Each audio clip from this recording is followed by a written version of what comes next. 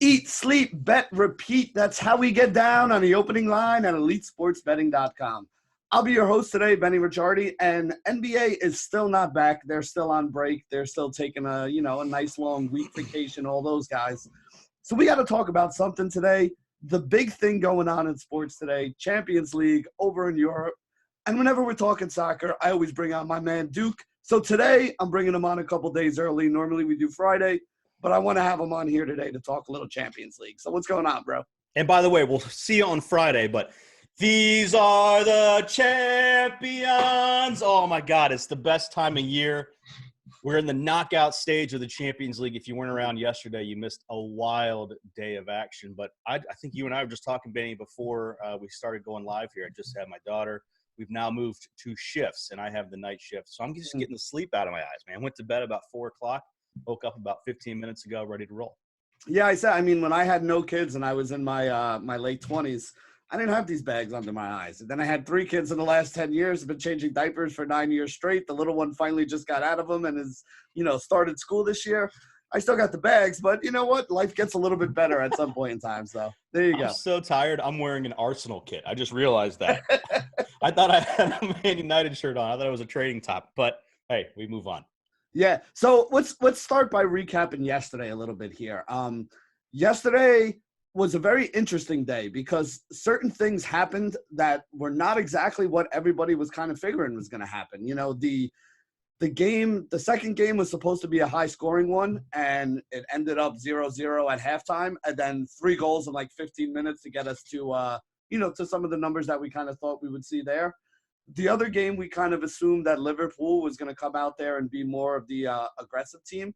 And I didn't really think that was the case there yesterday. I thought Atletico did a really good job of coming out and, popping them in the mouth early, had the one early goal, almost had a second one not too long right after that. And then pretty much did what you said they were going to do. I mean, this is a team that's always been good defensively. They kind of dropped back in their shell, took the 1-0 lead, and, wound up getting a win. Yeah, I mean, you hit the nail on the head, Benny. A lot of teams, at least a lot of managers, let's start with that. A lot of managers like to implement their philosophy and their personality on a team, and no team demonstrates that more than Atletico Madrid. Diego Simeone, when he was a player, was a fiery SOB, and he's the same exact way on the touchline now. It's actually pretty funny to watch him. He's kicking every single ball. He's challenging every single challenge. He's directing players. They have to be like, shut up. I know what I'm doing at some point. But it works, and especially when they're at home. I put it up on Twitter yesterday. Madrid was a madhouse yesterday. They had streets were lined, flares going. It's the night game for these Champions League atmospheres is something to behold. And I mentioned it on Lunch Money yesterday.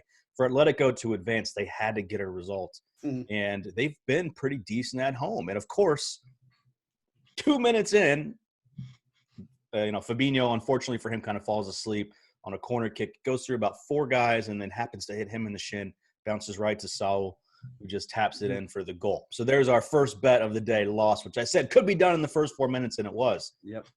But I was way off on the possession. I said Liverpool would have 70% possession. Nope, they had 73% possession. So it was low block, defend, and then counterattack. But like you said, Atletico had some really good chances in actually both halves. They had 3 chances total. But the second half especially was just total defensive masterclass. Liverpool with 0 shots on goal. So it's not the most exciting for a neutral, I would say, because it wasn't that high-flying 50-save type of game, like we saw in the World Cup a couple cycles ago with Belgium and the U.S. and Tim Howard. But for the purist, I guess, it was a defensive masterclass there. But, I mean, did you have any other thoughts on that game before we talk about Dortmund? No, I mean, I think again, for those of you who aren't big on European soccer, the thing with the Champions League is it's a home and away kind of schedule where you play them once at your place, you play them once at the other place. And we always talk about the tiebreakers because a lot of times you win 1-0, they win 1-0, or they win 2-1 or something like that. So I think the real big thing you got to be happy about, obviously the win is good for Atletico, but you didn't give up any away goals in this game either. So if you go to Liverpool and you lose 2-1 right now, you're going to advance and you're going to move on because you had the away goal and they didn't have the away goal. So if I'm an Atletico fan right now, I mean, listen, Liverpool's a very good team. Liverpool could come out and beat them 4-0 when it comes back to Anfield.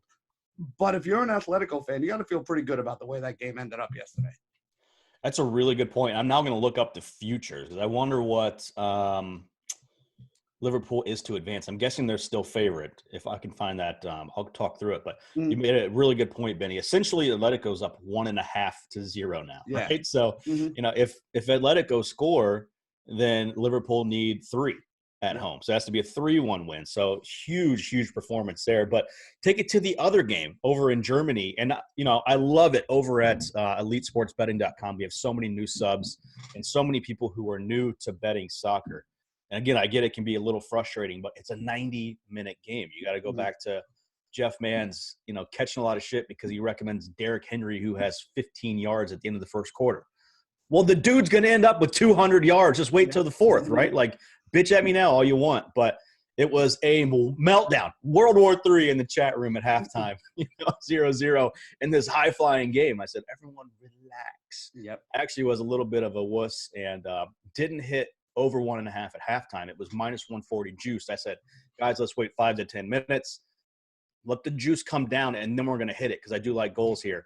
I had to go change my daughter's diaper, feeder. I forgot to hit the live line. So it did drop down to about plus 130. So we picked up, 70 cents of juice with that strategy, and I just forgot to hit it. But obviously, goal. Erling Haaland is a freaking beast. Oh my God! So, if you're not a soccer fan, this kid, he's got size, he's got speed, he's got skill. Like, he's gonna be very, very good. So I'm going back and forth on nicknames for this guy. I nicknamed him the Kraken. I don't know if that's gonna stick or not.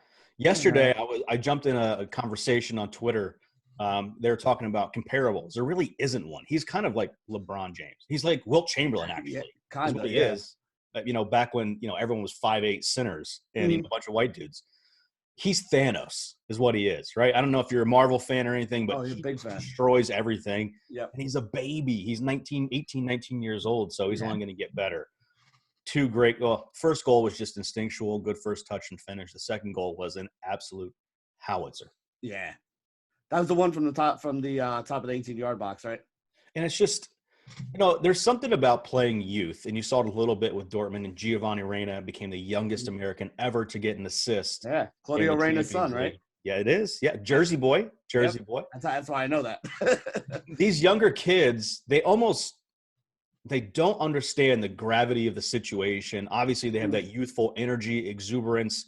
Their brain's clicking on all cylinders, and it's just a lot of reaction as opposed to thinking some of the time. And you saw it there with Haaland. I mean, the ball comes across his body. He pushes off the defender to create that little 1.5 yards of space.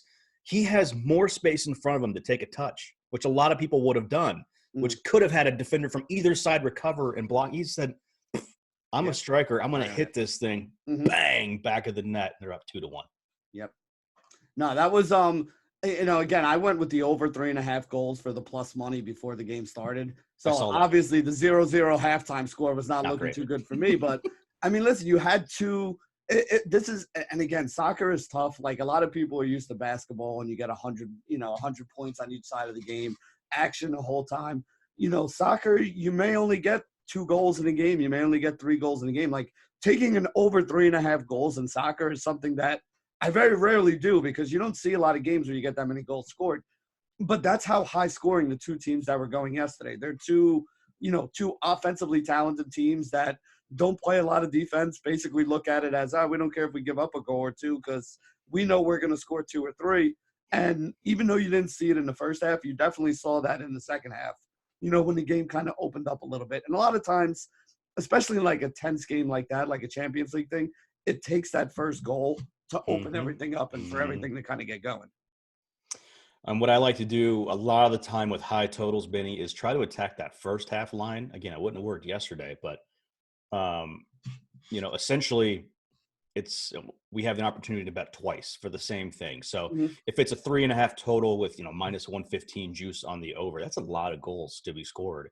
And it's really dependent on at least a goal first half action. So for a 3.5 line with a little bit of juice on the over, typically the halftime line would be, 1.5 with maybe even minus 110 on the under or something like that. So, hey, I'll take my chances on a couple goals in the first half if I like the odds there. If we get to the halftime, and the game flow is not working out, or we see an injury, or who knows what, and when that under's hit, we can reevaluate for the second half and try to hit it again there, or vice versa. If it goes off, we already have our win in the first half, and who cares what happens in the second half. So not every single time, but maybe something to look for there. But we got 2 awesome games today. Let's talk about those games. Yeah, let's get into it. So the first one. By the way, sorry to interrupt, Benny. I found it.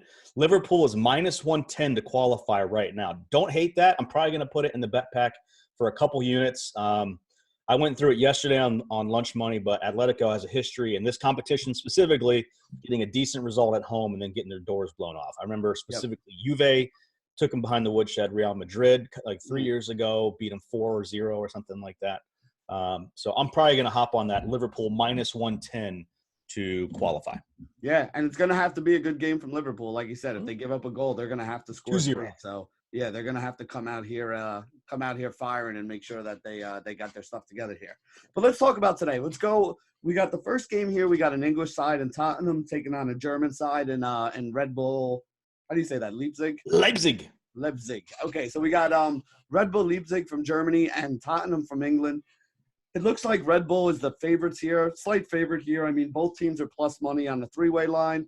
On the draw no bet line, you're getting, I think you got to give up -120 to get Red Bull. Am I right on that one? Is that what you're seeing? Yeah, and the lines moved quite a bit because we've had some significant injury news just this week. Right now, let's see what the latest is. So, I mean, Tottenham's come back a little bit in a few books. BetMGM has them at +140. William Hill has them at +130. Last night I had them at +155.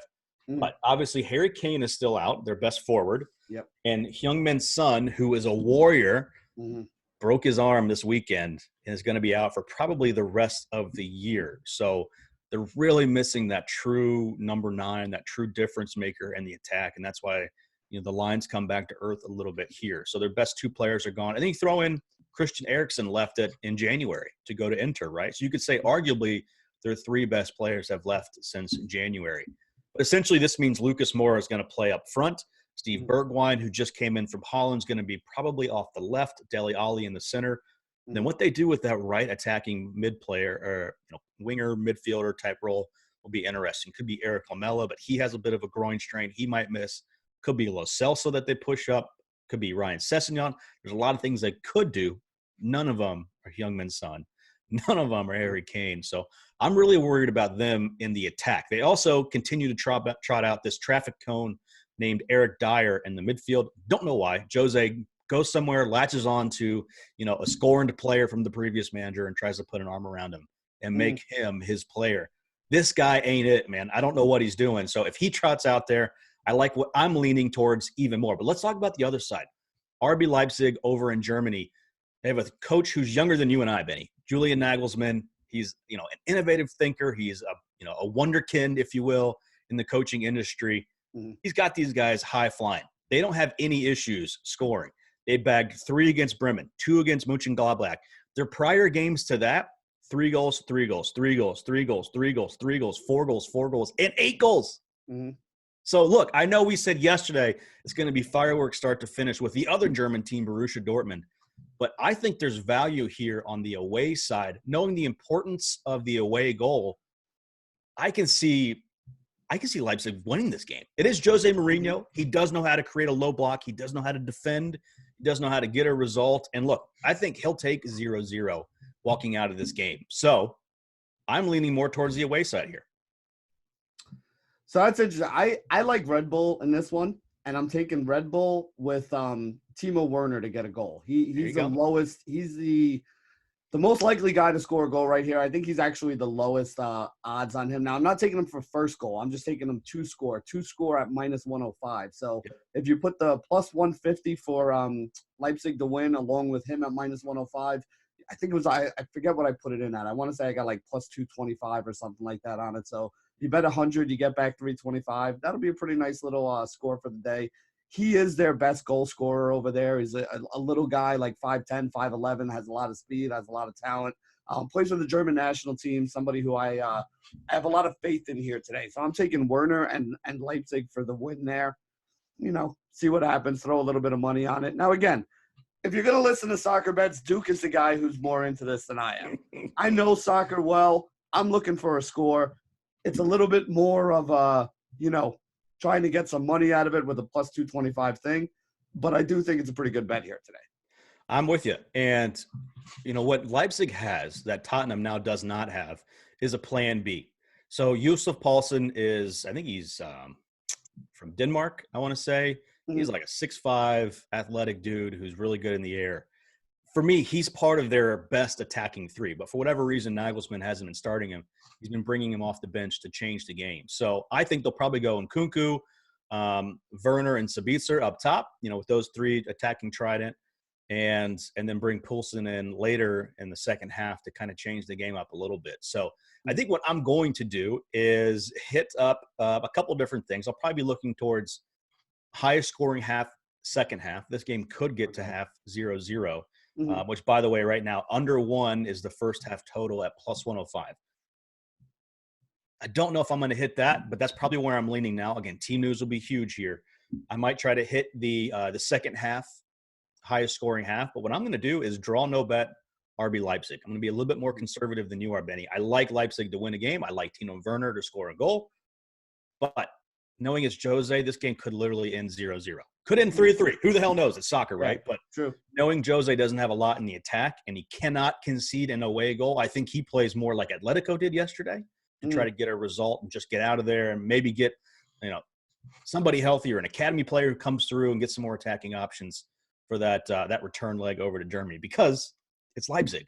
They score goals, but they concede goals as well. So Jose could pull off a masterclass here. So give me Leipzig minus 125, draw no bet. Yeah, and that's kind of why I like them with all the guys that are kind of hurt on the attack for Tottenham.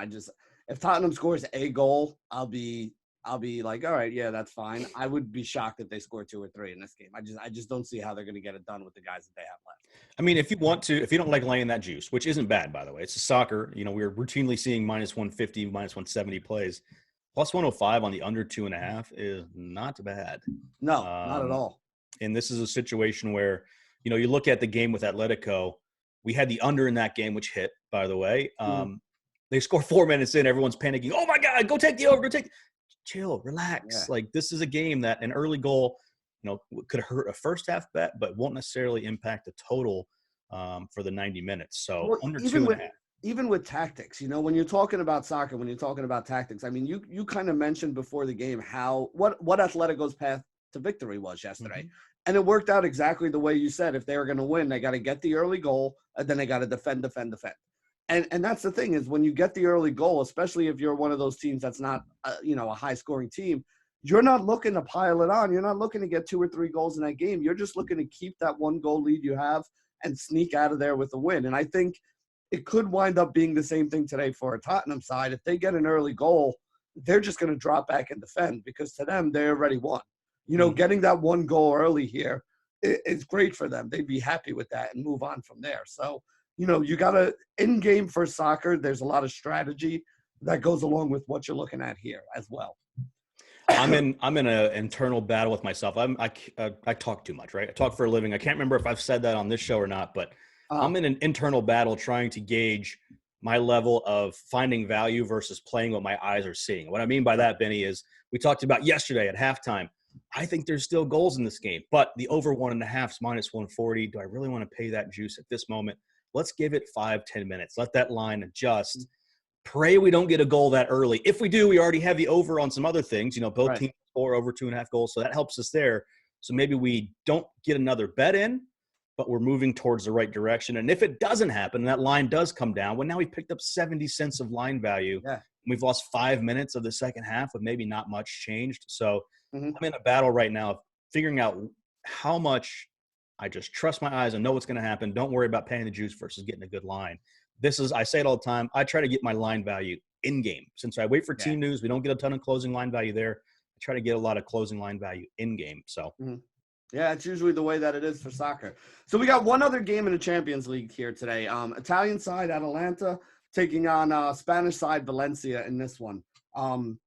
Let's see here. Let me look at the numbers while I'm looking at it. We're looking at about 2.5 goals in this game as well. I would have thought that this game would have been a little lower scoring than the other one, though, no? Well, Valencia, first of all, we had a lot of line movement in this game, and it's a bit inexplicable, to be honest. But we have Valencia, who's one of the worst teams in the competition from the start of it, who Mhm. then had a hell of a group play, ends up finishing in first place in a group with Chelsea, Ajax, and Lille, three teams that are probably better than they are today and were all season. Mhm. So they know how to get results in these competitions. But this game opened, Benny, at Atalanta, who's the home team, at plus 160 and Valencia plus 146. Now it's minus 180, And right? now it's minus 145, Yeah. and it's down to minus 110 on William Hill, who's always a little off, but minus 180 Circa Sport. I mean, Yeah, minus 185 is what they have on FanDuel. That's why I didn't mention it when I said it, because I'm like, that line looks off. That's not what I saw earlier. So I didn't know if FanDuel was just a big outlier on it, or no, and apparently that's the way it's moving, right? that's moved 40 points since last night Yeah. when I I went mean, to our Valencia's up to plus 450. Yeah. So, I mean, the big thing that happened for Valencia was Rodrigo got hurt this past weekend. He's, they're, forward, been starting, coming off the bench, scoring goals, banging them in. So, I mean, he was the real big threat for them on the counterattack. Mm. Once again, I like value here on the road team. I'm not saying take Valencia to win outright, but I'm not sure what constitutes and justifies this line. One thing to consider is kind of Valencia's home road splits. At home in La Liga, they're taking 2 points a game, conceding only about 0.85 goals a game. Then on the away side, they're taking only a point a game, conceding 2 goals a game. Atalanta is a team that loves to score home or away, averaging 2.75 goals a game at home, 2.5 goals away. But here's the issue. I've been watching more Serie A in the last 3 months than I have in my entire life. We've been hammering Serie A for good and bad. I specifically have a rule not to bet on Atalanta. They've cost me probably 15 units here over the last 3 months. Okay. I'm very bearish on the standard of Serie A. The teams are old. They're slow. They say it's tactical, but I see defenses getting pulled open left and right, and that's how these teams are scoring. So, look, Atalanta's not a bad side. They drew 1-1 with Chelsea or with Man City at home. They were also obliterated 5-1 away. That's neither here nor there, but Valencia impressed the shit out of me, man. Like I said, in the group play, they did great. From 3 games in their away action in group play, which goes counterintuitive to their league play. Mm-hmm. They scored 3 goals. They conceded only 1. So when we're talking about path to victory, once again, this is keeping it low scoring. It's a high total. The last I saw it was 3, but I mean, these are moving all over the place with some slight juice on the under. I'm seeing 2.5 with a lot of juice. So, yeah, it's probably around right in that range. They usually give it half goals, right? Yeah. But, I mean, Valencia lost 3-0 to Getafe, who are decent away. They lost 4-1 to Mallorca, who were not decent in their last 2 away matches. So I think I don't know. When I say value on the away side, I mean, if we can grab a plus a goal and a half, which right now it's +1 is even money. So if Valencia lose by 1, then you get your money back. I don't necessarily love that. If we can get +1, which is let's see here. That's goals. I'll have to find an alternative line. Then maybe we look to that. I guess we look towards Atalanta as far as a side here. They are at home. They do score goals for fun, but man. I mean, this goes back to something that, our wonderful CEO, Rob, the alcoholic, talks about all the time, right? It's like when you learn sports betting, you have to understand that you're betting numbers, you're not betting sides. You're not betting on teams. Like if you ask Duke or I who's going to win this game, Atalanta's probably the side. Like, gun to my head, I have to pick the winner of this game. That's who I'm picking. Mm-hmm. But at minus 185 on the 3-way line and at minus, I think, almost 300 on the draw no bet line, that's not a bet I want to take. That's not value. That's not the way to go about it. You would think that it would probably be like, I would have thought that Valencia would be maybe a 250 plus 250. At plus 450, that's value. You're getting almost double what you should probably be getting, or what you at least think they should be at here. That's where the money is. That's where you want to kind of go with it. So again, if you're making the bet, you're not making the bet saying I'm going to win this bet 75, 80% of the time. You're making this bet saying, the market thinks this is only going to happen 20% of the time, and I think it could happen 40% of the time.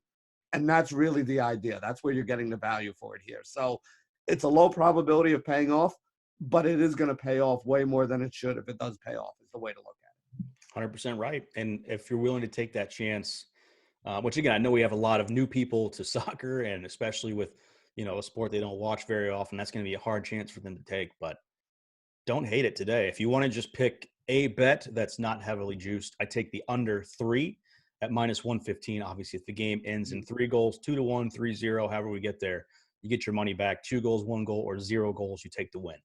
Yeah, I don't see this game being incredibly high scoring, so I don't mind that either. Unfortunately, for those of you who like high scoring soccer games, this is probably not Today's the not the duo day. of games. Yeah, Yeah. this is probably not the duo of games you really want to be watching. But again, it's Champions League. It's the biggest competition in the world outside of the World Cup every couple of years, and it is a high level of soccer for those of you who like watching soccer and enjoy the sport for things other than just the goals. Which if you only like the goals, you could always wait till 5 o'clock tonight on East Coast time and check out the highlights. There you go. And I'm trying to think if I can find a goal scorer for you guys. So Ilicic is plus 400 to score a goal for the first goal scorer. Anytime he's plus 130, don't mind him to score a goal. Ali Gomez, no. Where's Zapata, who's not even listed? Zapata was the lowest. He was the lowest odds. I think he was like, I want to say plus 350 to score first goal, and then I don't even think you got even money back on him to score. I think he might have even been below even money to score. Another guy I like is Pasalic, Pasalic. Loney from Chelsea. He just got a goal recently there. We're on him from DFS point of things for Champions League today. Comes through the midfield, gets attacking pretty well. A lot of people will probably go to Ali Gomez. Paco. Don't like him to score a goal today, so I'd probably lean Ilicic or Pasalic if you want to get some goal scoring odds there. But I think I'm with you, Benny. I think Atalanta probably wins this game. I think the value's on Valencia, but if we're taking one bet, just give me that under. Yep. No, I agree with you. There's really no value there in taking them. I mean, if you want to try to parlay them with, either one of the teams in the first game, because I think there'll be a little bit of value there, like maybe take a Red Bull and parlay them with Atalanta today. I think that gets you, I want to say it was like plus 180. I tried to do it this morning. That's why I'm trying to remember the number here. I want to say it was either like plus 180 or maybe close to plus 200 because it depends what you get Red Bull at. I mean, you take the 3-way line on them, it's like plus 150. Plus 155, yep. Yeah, the draw no bet's like minus 120. So if you take the draw no bet on both teams, you might not even get to even money on your payoff, I don't think. If you take RB Leipzig on a 3-way line and Valencia plus 1, you can bet 1 to win 4.1. Hey, that's not bad right there. I kind of like that because we don't think either one of those games are going to be really high scoring. And like I said, I'm not a big fan of Tottenham getting any goals here today with, all their goal scorers basically sitting on the sidelines watching.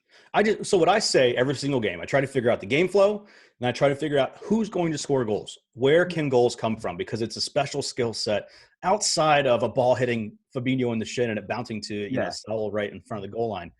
For Tottenham, who's going to score a goal? Lucas Moura has shown us he can do it in the Champions League. But that was really more of a run of form versus showing class. He had a 2-week period where he was absolutely on fire and getting it done in Champions League. He hasn't been like that this year. Steve Bergwijn's come in and showed he can maybe pop a goal in. Is Lo Celso going to score? Dele Alli is a traffic cone. Who's going to score for Tottenham? For Valencia, it's the same thing. With Rodrigo out, who's going to bag that goal? Yeah. For Atalanta, Zapata is in horrible form. He's like Batshuayi over at Chelsea. He needs 15 opportunities to score 1 goal. But he may actually get them the way they play. He may actually get those 15. He could get 15 chances. Yeah. So, hey, we say it's going to be probably a low-scoring day today. That's where we're leaning on our bets right now, but it's a game of soccer, and early goal changes everything if it's by the right team. If Atalanta gets an early goal, Valencia's probably still going to defend, but if Valencia gets a goal, it's full steam ahead for Atalanta. And the other game, I think we'll probably see a defensive game regardless. Leipzig will probably be the more attacking team, but Tottenham being at home, that home crowd, that beautiful new stadium, will certainly be up for it and trying to get a result. Yeah, so there you go, guys. I mean, again, there's no NBA today, so we wanted to make sure we got something out there because we know you degenerates love to bet. So we got to get you. We got to get you some information. So I dragged Duke away from baby care duties to come and talk a little Champions League with me.